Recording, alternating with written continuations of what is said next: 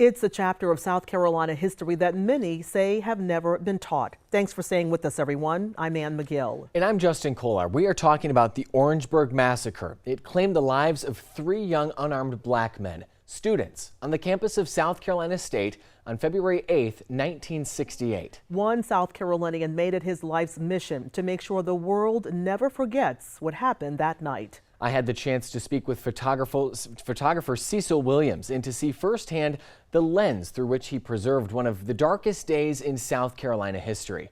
Take a look. My brother gave me the household camera, but from the moment he gave me that camera, it was like a magic box. Everything I did was centered around that camera. Cecil Williams was just 14 years old when he began selling his photographs to Jet and Ebony magazines. But his life and his lens would soon find their focus in South Carolina's struggle for civil rights. I always believed that it was my destiny to become a photographer. In the 1960s, Williams became the official photographer for Claflin and South Carolina State Universities. He documented protests, court cases, and acts of quiet defiance, including here at the All-Star Bowling Lanes, where segregation persisted long after it was outlawed.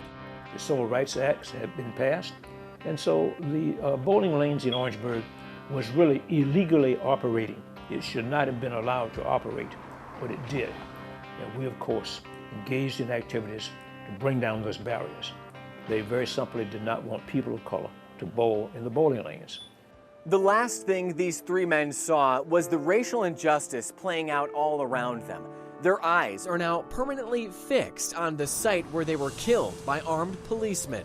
Cecil Williams' eyes were fixed on his camera to show the world what they saw.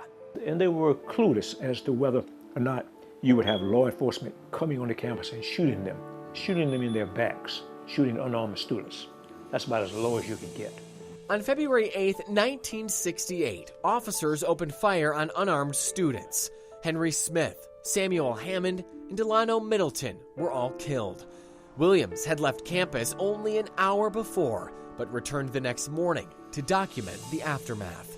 And then I began noticing the spent shotgun shells on the ground. I picked up around a dozen. They're a tragic reminder of, again, the violence and the overreaction to an incident that could have been handled in a much more simpler fashion.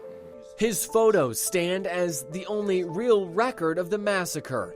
They now hang in South Carolina's first and only civil rights museum, Williams' own home.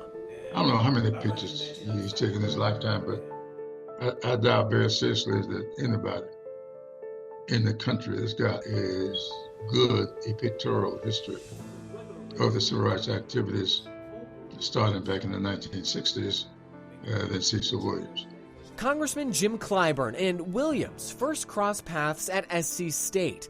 Clyburn would go on to help secure federal funding to eventually move Williams' museum out of his home here and into a permanent space across the street from where the massacre took place. And that, to me, is what our history is. And this whitewashing that's taking place in Washington today, we need to fight back on that. And I think this museum would be the perfect spot. So that generations to come will never forget the names, the faces, or the injustice. You didn't have very many people with cameras, but I was one of those persons.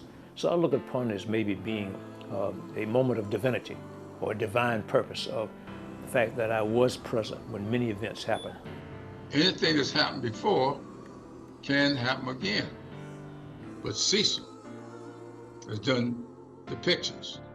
And that old saying, one picture is worth 1,000 words. When Cecil get this museum established, somebody like you will have to write some millions of words to tell what people are seeing. This magic box, once received as a gift to simply capture pictures, became a vessel for truth, for memory, for change. And I really believe that whenever there's wrong or people are being treated unfairly or there's injustice, it is not sustainable. It's not going to last. But their memory, these pictures, this museum, and the movement they all represent will. Organize the demonstration. In Orangeburg, Justin Kollar, Live 5 News. Now, as for the white patrolmen involved in the Orangeburg Massacre, they were all exonerated of all their charges by an all-white jury in 1969. You can learn more about the Orangeburg Massacre by visiting the Cecil Williams Civil Rights Museum in Orangeburg, still the only one of its kind in South Carolina. For more information on when the new location will open and how you can visit or support the current museum, head to live5news.com.